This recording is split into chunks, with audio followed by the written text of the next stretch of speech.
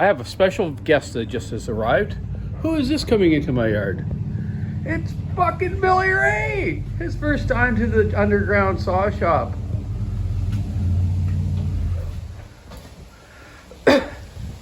Is it? Can it be? Is this, hi John Walker? It's Buckin Billy Ray! You gotta be kidding me. Oh, you got a beautiful beech tree on your, oh, look at all these lovely healthy cedars in the back. Oh, I know. Those are weird, eh? Dude, this is slick. You like it? Well, I do. I like the neighborhood. Welcome to the underground saw shop. The underground sound shop. Buckin's about the only one who's been here, actually, but we're going to turn this off because we need to talk. Bye-bye. Yeah, Donny Walker back. It's been a few days since I've done a video. I was having problems with my phone with the storage. It was so full I couldn't even make a video or even watch anything. And so I was phoned Buckin up the other day there, and I said, hey, buddy, I need some help, man, with my phone and for my videos and whatnot. So he came by today. It was a nice visit with Buckin today. It was a great morning. We talked for a couple hours, had a nice little chat, and he brought me a few projects. So let me show you what he brought me. I want to talk to you about it. Also had a shipment come today in this Home Depot box. Orange Home Depot box, same as the saw, eh? So this here is a 3120, like brand new, and it's from Matt Ward out in Ontario.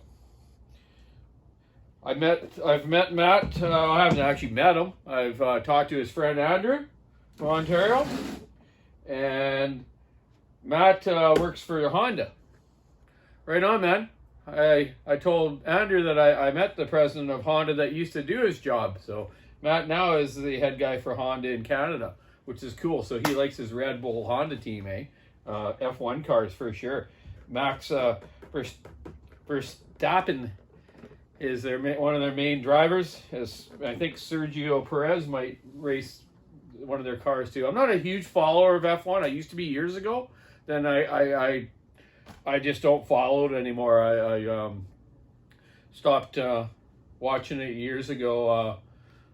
Odd time I'll flick it on and watch a little bit, but I had told Matt Ward about the time I went to Japan to represent Canada at a race, the Ayrton Senna Memorial Race in 1996.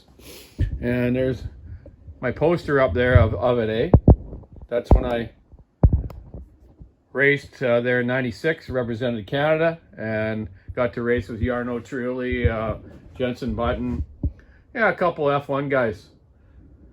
So yeah, Matt sent me this 3120. I'm gonna pipe it out, pour it out, and it's gonna rip. You're gonna love it, man.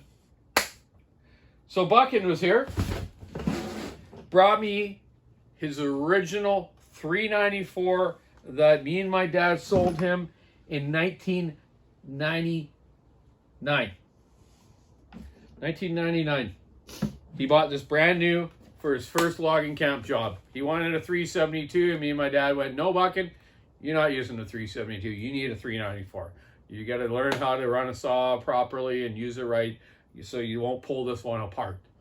So this has been his saw since brand new. It's also the one he got hurt with when he was logging and he hurt himself.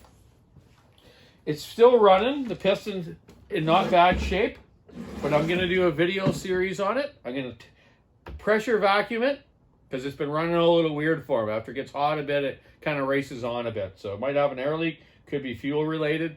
I'm going to do a pressure vac system to check on it. I'm going to show you that, and I'm going to tear it down and show you the wear of this saw since 1999 till now. 24 years. Wow.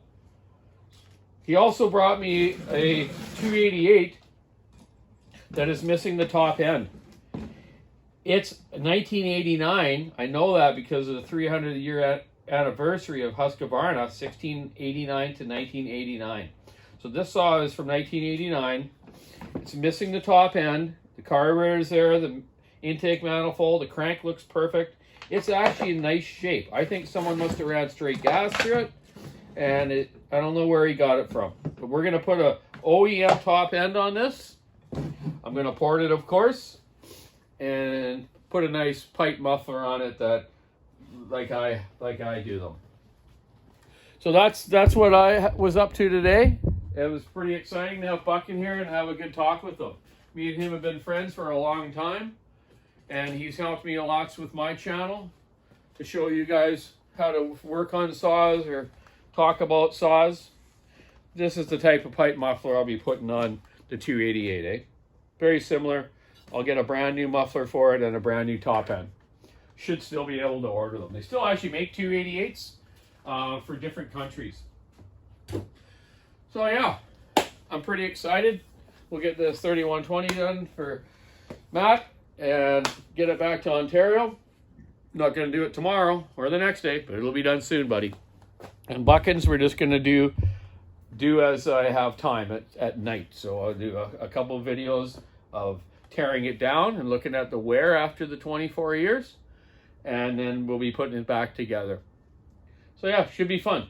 I'm also just going to do a thread repair on an older 395 with the top dog bolt. That'll be in my next video.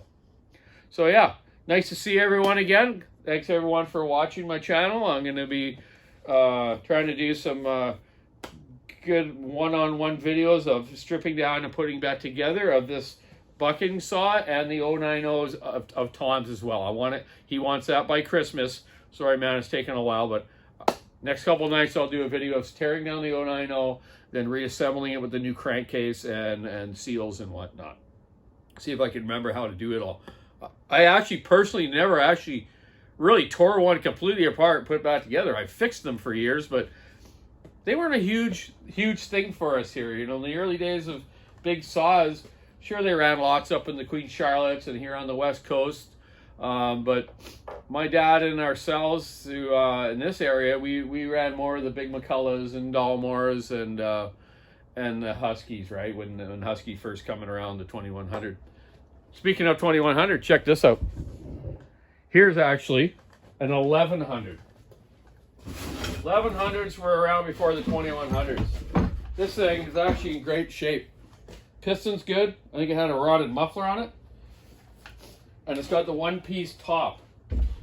Husqvarna originally sent 1100s to us here on the West Coast to Mr. Holmquist. Peter Holmquist was the Pacific Equipment Limited. He was the distributor for Husqvarna for many years here in the Western Canada. And he told the factory, he says, great saw, but we need a two-piece top cover. And what he means is, what he meant was this here. Like the 2100. So the factory started making the 2100 and they incorporated the two-piece cover. So the guy can simply one screw, take the top cover off to get out your air filter to clean it. The other one, you had 3 bolts. It was a bit of pain in the butt. So they wanted to make it, they made it easy. So thanks to Mr. Peter Holmquist years ago from Pacific Equipment Limited, he got that changed. The 2100s were the king of the hills here for a long time. I have one at home, a nice fella gave me a couple of years ago that is like brand new. Buckin's got one that's like brand new.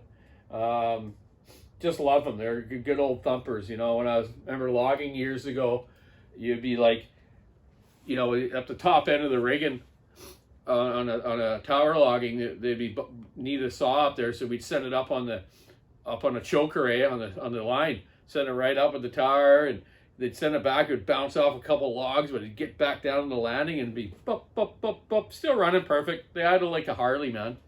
Great old saws. Anyways, that's what I'm up to. Nice to see everyone out there, and thanks for watching. And yes, time to get to work.